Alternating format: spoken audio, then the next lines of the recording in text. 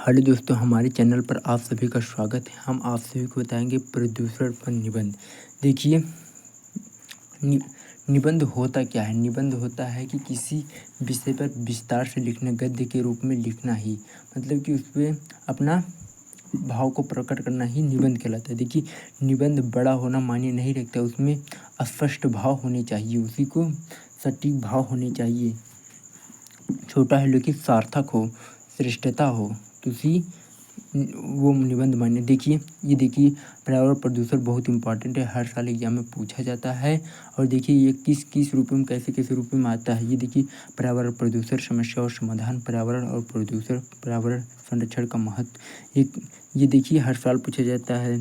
23 में पूछा, सन 2013, 14, 15, 21, 22, 25 में भी पूछा जाएगा। हर साल पूछा जाता है। देखिए पहले हम इसकी, आप जानते हैं ये पेपर में हर साल क्यों पूछता है। इसका कारण है कि आज देखिए पर्यावरण प्रदूषण बहुत तेज़ी से बढ़ रहा है और वृक्षों का अत्यधिक काटा जा रहा है, जिससे तापमान में वृद्धि हो रही है और मनुष्य अनेक अनेक बीमारियों का शिकार हो जा रहा है। इसलिए सभी को जागरूक होने के लिए हर साल पर्यावरण पर निबंध को पूछा जाता है। देखिए पहले हम इसका नक्शा बनाएंगे। जैसे कि घर बनने से पहले नक्शा बनाया जाता है, यदि नक्शा नहीं बनाया गया तो घर का ठीक से निर्माण नहीं हो पाता। उसी प्रकार हम निबंध लिखने से पहले इसका नक्शा बनाएंगे। इसके नक्शा के लिए देखिए मतलब है कि इसके प्रमुख विचार क्या क्या है, इसका हेडिंग क्या क्या है। इसके पहले हेडिंग है प्रस्तावना, फिर प्रदूषण का अर्थ क्या होता है, फिर प्रदूषण के प्रकार, फिर प्रदूषण की हानियाँ क्या होती हैं, फिर प्रदूषण का समाधान, फिर उपसंहार।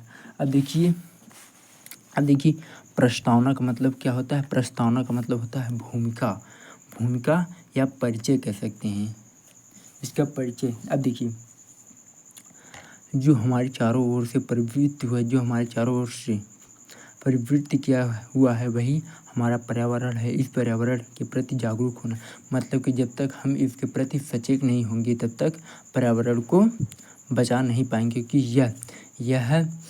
यह बहुत जब वैदिक काल चलता था तब से ही ये मनुष्य के लिए समस्या का कारण है और आज भी समस्या का कारण। आज टेक्नोलॉजी इतनी बढ़ गई है कि प्रदूषण अत्यधिक हो रहा है।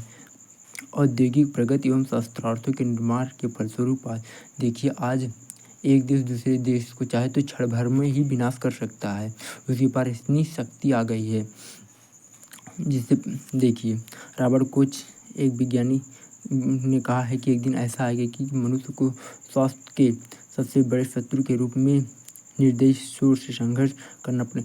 आज आप सब देखिए, आज मनुष्य 100 साल पहले की आयु में, जब वैदिक काल चलता था 100 वर्ष होती थी, लेकिन इस समय 60 वर्ष हो गई। 60 वर्ष में ही मनुष्य की मृत्यु हो जा रही है।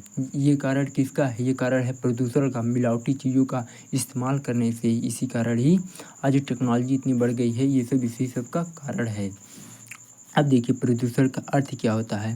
प्रदूषण का अर्थ होता है कि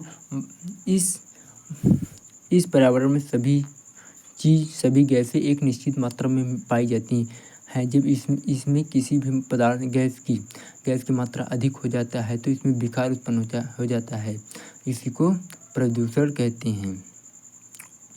कहते हैं। किन्हीं तत्वों का अनुपात इसी रूप में बदलता रहता है। इसके जो धारियों, इसका मनुष्य, आपने देखा होगा कि आज के समय में पक्षियाँ, जानवर विलुप्त हो जा रहे हैं, ये बहुत कम दिख रही है। ये सब प्रदूषण के कारण हैं, क्योंकि वो पर्यावरण के अनुसार अपने आप को ढाल नहीं पाते। ये सब पर्यावरण का प्रदूषण हो जाने के कारण वो विलुप्त हो जा रहे हैं, वो सहन नहीं कर पा रहे हैं प्रकृति, ये सब। अब देखिए, आप इसमें देखिए, आपको रटने की कोई ज़रूरत नहीं है। आप अपने मन से समझ कर बना कर लिख देंगे। ये नहीं कि हम रट के जाएं तभी हमें नंबर मिलेंगे, नहीं। आप बना कर, निबंध का मतलब है कि आप स्वयं से लिखिए, आपकी कितनी सोचने की कैपेसिटी है, क्षमता है, यही देखा जाता है। आप अपने से सिर्फ आप हेडिंग जो है, नक्शा को ध्यान रखना, बस आप स्वयं लिखते चले जाएंगे। अब देखिए प्रदूषण के प्रकार क्या क्या हैं। अब वायु प्रदूषण हो गया। अब वायु प्रदूषण क्या कहते हैं? वायुमंडलीय प्रकार की गैसें पाई जाती हैं, जैसे ऑक्सीजन 21%, नाइट्रोजन 78%। सभी गैस एक निश्चित अनुपात में पाई जाती हैं। जब इसमें किसी गैस की मात्रा अधिक हो जाती है या किसी गैस की मात्रा कम हो जाती है, जिससे वातावरण प्रदूषित होता जाता है, इसी को ही वायु प्रदूषण कहते हैं। जैसे कि आपने देखा होगा, उद्योग धंधे के धुएँ से वायु दूषित हो जा रहा है। ये सब प्रदूषण का ही कारण है। अनेक प्रकार के विषैले गैसों के कारण वायु प्रदूषण। आपने देखा होगा कि अमेरिका ने जापान पर परमाणु बम गिराए थे, जिससे वातावरण में बहुत एकदम प्रदूषित हो गया था। लोग सांस लेते थे तो मृत्यु हो जाता था। ये सब वायु प्रदूषण का ही रूप है, इसी को वायु प्रदूषण कहते हैं।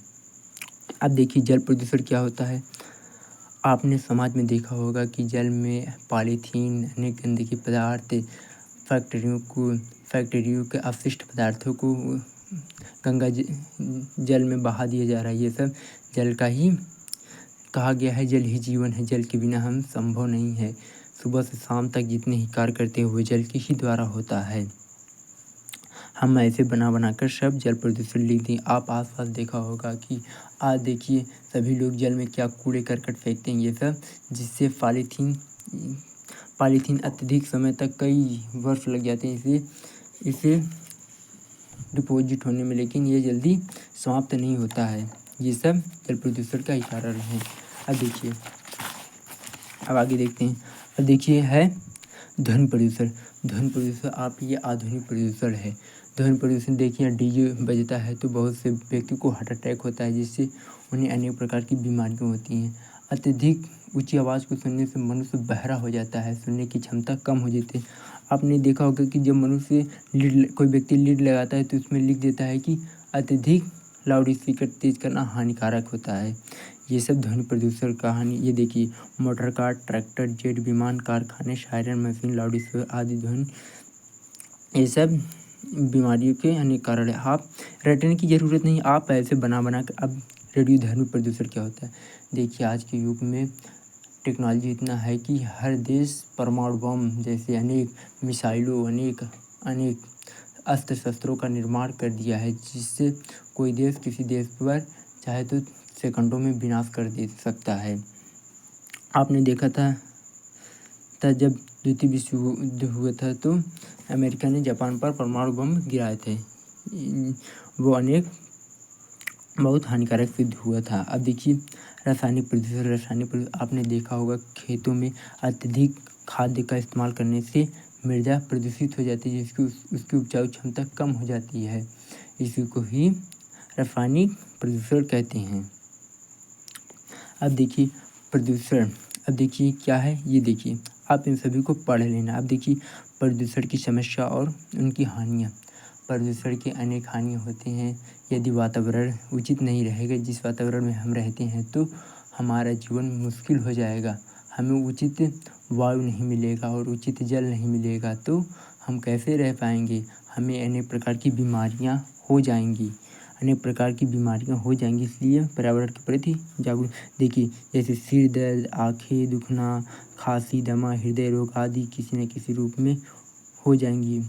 पहले के ज़माने में मनुष्य 100 वर्ष जीते थे वैदिक काल में, लेकिन अब मनुष्य 60 साल में मृत्यु हो जा रही है। ये सब है मिलावटी वस्तुओं के इस्तेमाल से, रासायनिक खाद्यों के, ये सब इसी सब का कारण होता है। आज सभी चीज़ों में मिलावटी चीज़ हो रहा है, भ्रष्टाचार हो गया, ये सब इसी का ही कारण है। अब देखिए समस्या का समाधान। इसका समस्या क्या समाधान कैसे। देखिए इसका समस्या का समाधान करने के लिए हमें अत्यधिक वृक्षों को लगाना होगा। हर जगह वृक्षों को लगाना होगा। सड़क के किनारे, खेतों में, गाँव, अपने घर कम से कम 10-15 वृक्ष अवश्य लगाएं। और कहा भी गया है कि एक वृक्ष 10 पुत्रों के बराबर होता है।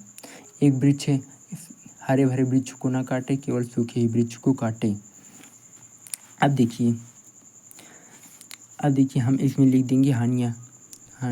पर्यावरण के प्रति सभी को जागरूक होना चाहिए। अब देखिए उपसंहार में क्या लिखेंगे।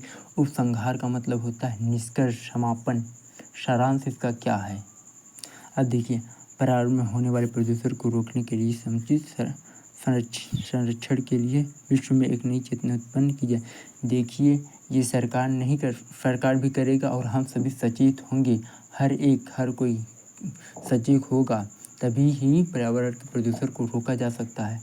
हर एक को जिम्मेदारी निभानी होगी, तभी ही ये कहे कि सरकार करे तब ये संभव नहीं है। देखिए, सरकार केवल नियम को लागू करता है और कार्य होता है प्रत्येक नागरिकों का करने का।